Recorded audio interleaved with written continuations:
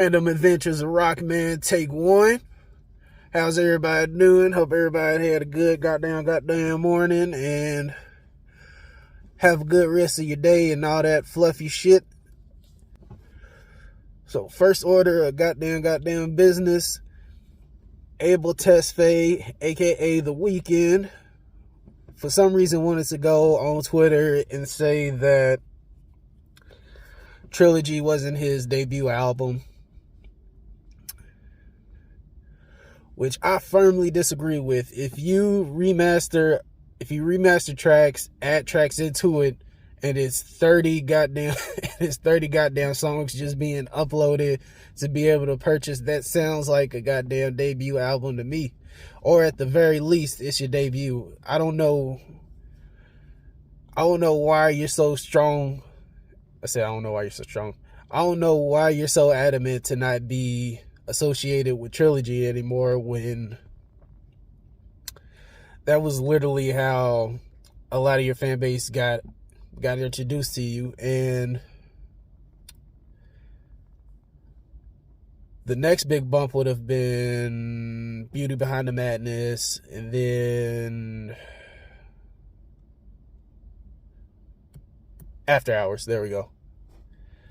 So you just throwing that shit to the wayside, just acting like I don't know who the fuck that nigga was, but it wasn't me. It's kind of fucking weird.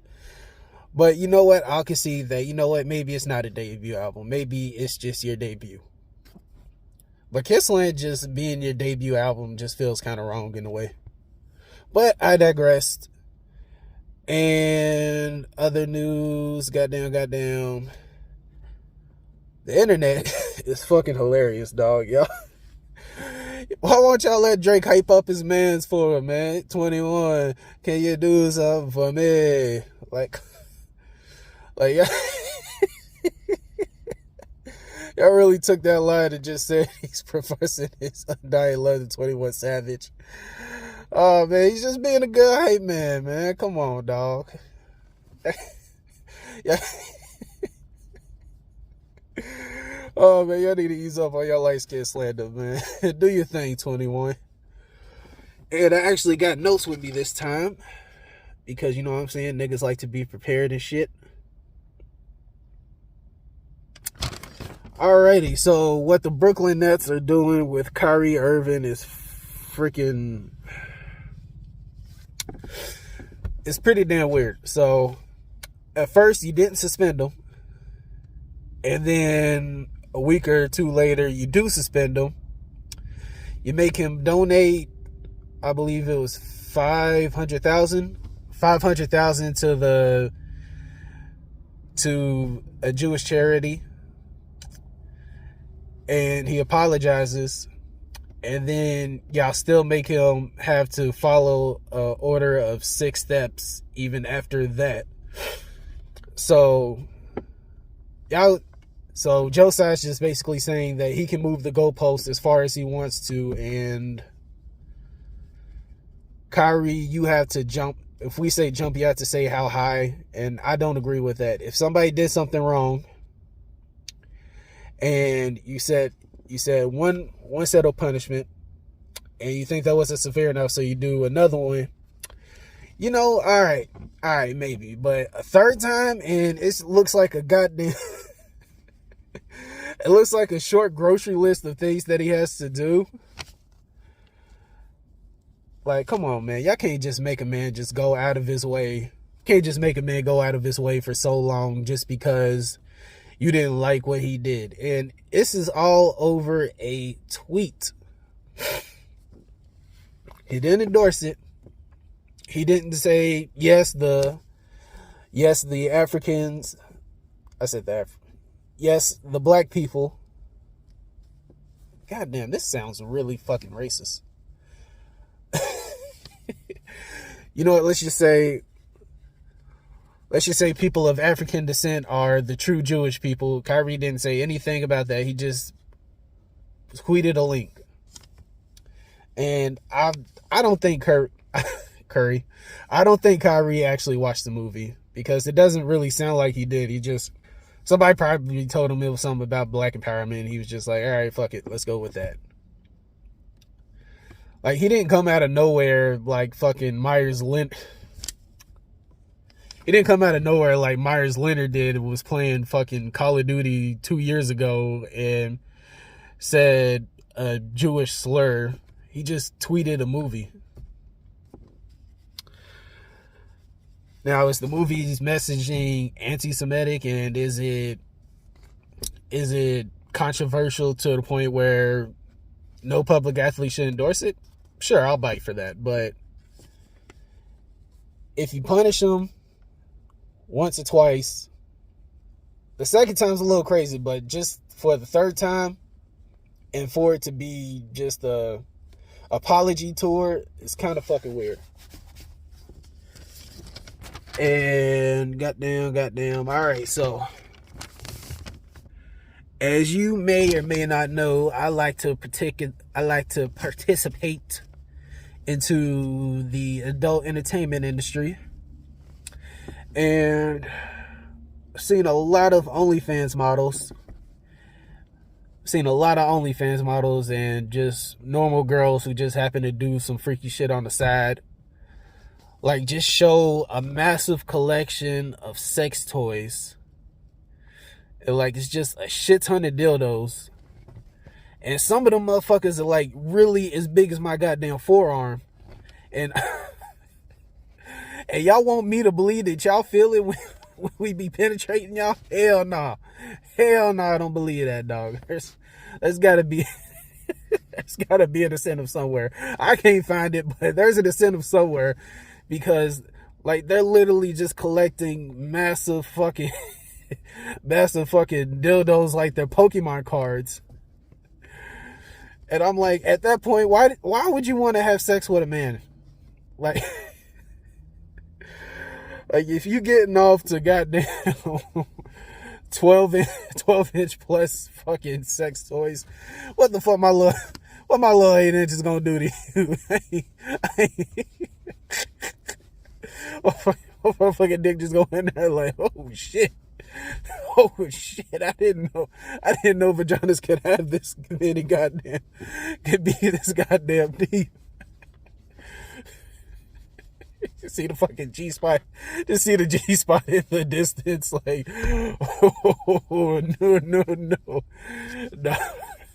nah, bitch, you don't need me, you need a fucking horse. Like, what's the point of having sex with a man after that? The fall of the 3 African kings, man. It hurts.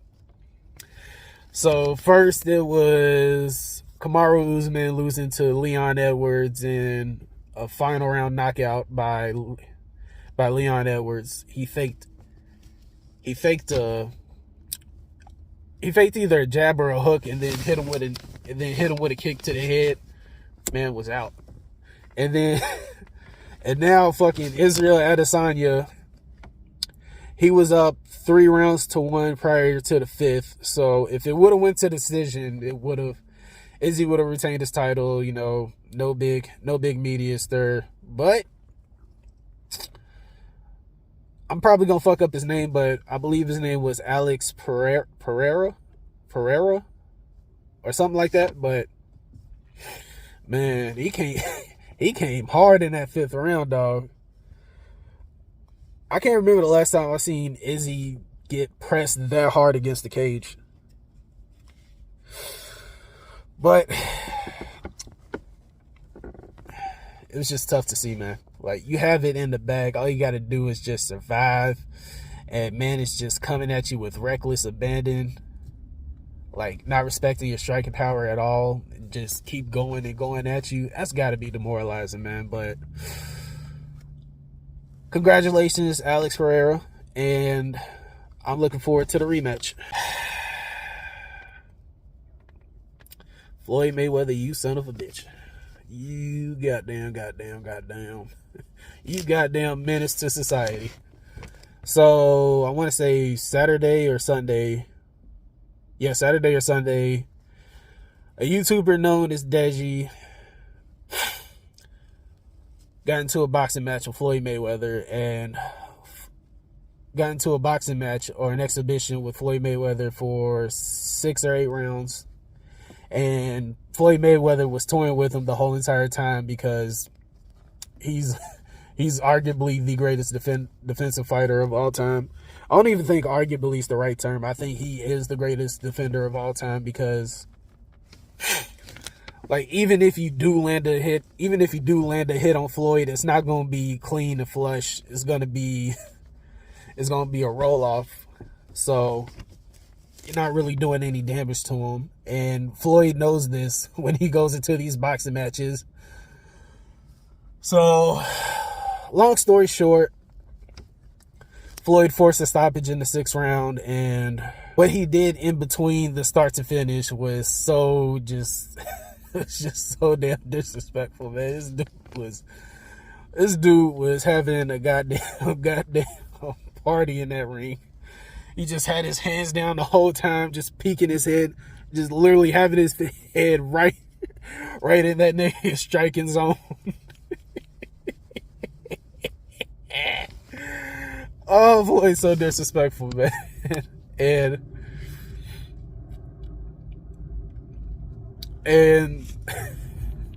I just want to know why he did it to Deji of all people. Like, literally arguably the nicest guy that you fought outside of professional boxing. This dude's being so respectful to you. And he's trying his best. You just like, nah, little nigga, you ain't doing shit. Like, why did you do that to the two Japanese teenagers he was fighting? This man was fucking dancing in between rounds. Oh man. Well, it was entertaining. Man, I know Skip Bayless is gonna have a goddamn heart attack today, dog. I know Skip Bayless is gonna have a heart attack this morning. So the Green Bay Packers beat the Dallas Cowboys 31-28. The same Green Bay Packers that gave up 9 points, that only scored 9 points on the Detroit Lions, going up against one of the best defenses in the league. And y'all let Aaron Rodgers turn back the clock. Dog, what? Cowboys be doing something to people, dog. Aaron Rodgers was asked this whole entire season, and then out of nowhere he just puts up 31 on y'all. Like, Cowboys cannot catch a break. So I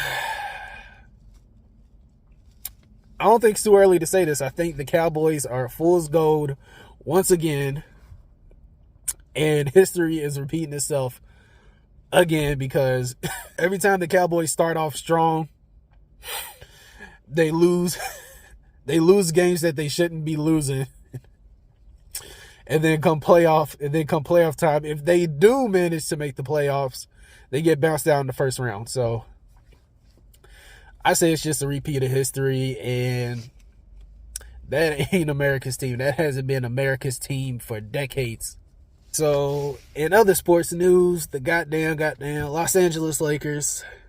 Everybody remember, I think it was like 2 weeks ago when Russell Westbrook decided to come off the bench and actually play instead of, I can't say that, but let's just say he actively wanted to play, and they get a win against, was it the Pelicans? I think it was the Pelicans.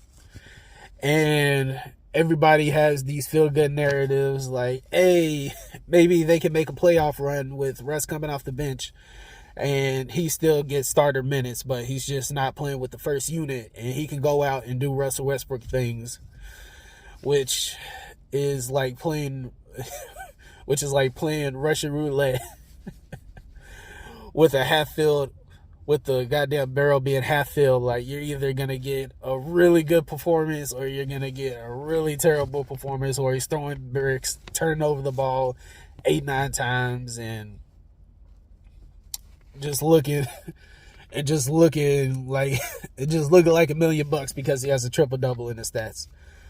Or he could be pretty efficient scoring, attack the basket, get a couple mid-rangers, couple threes in there, and you still win and everybody goes home happy. Why did these motherfuckers go 2-10 and the next team that they beat happens to be the Brooklyn Nets?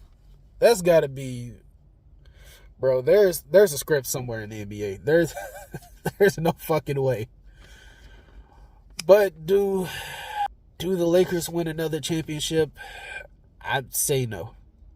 Unless AD consistently plays like he did against Brooklyn, I don't see the Lakers going anywhere. I don't even think they make the play-in. They'll make the play-in 2 times in a row. That's my prediction. So let's bring up one last random point that has nothing to do with anything, but I think it explains why Ye's support group on social media is speaking up for him when he can't articulate the words for himself. So in 2012 and 13, when Yeezus came out, Kanye had a line in Black Skinhead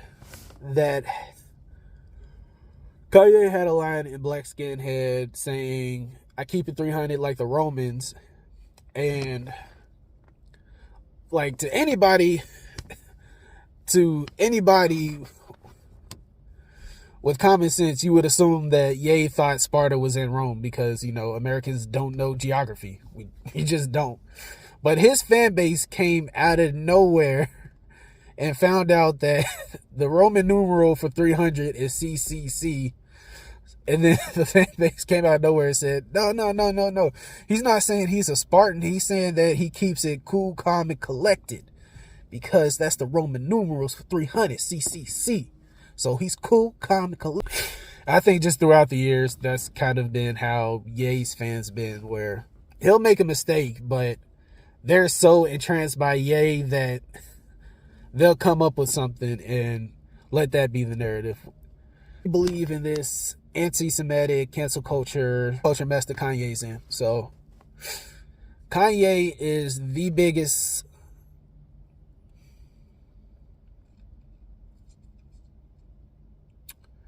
now the biggest is a strong term. Like saying like he's the biggest negative anything is kind of so I'll say that he is he's one of the biggest self-serving narcissists in media entertainment. There is nobody that goddamn. There's very few people that will change narratives so often to serve his purpose outside of Ye, where we ain't got to get real specific. Let's just say when he wants to get buddy with somebody in the white community, he'll come out with the MAGA hat and the White Lives Matter. And when he's getting scolded by that same community, he'll come to us saying, man, I ain't got enough time. Fuck. Shit.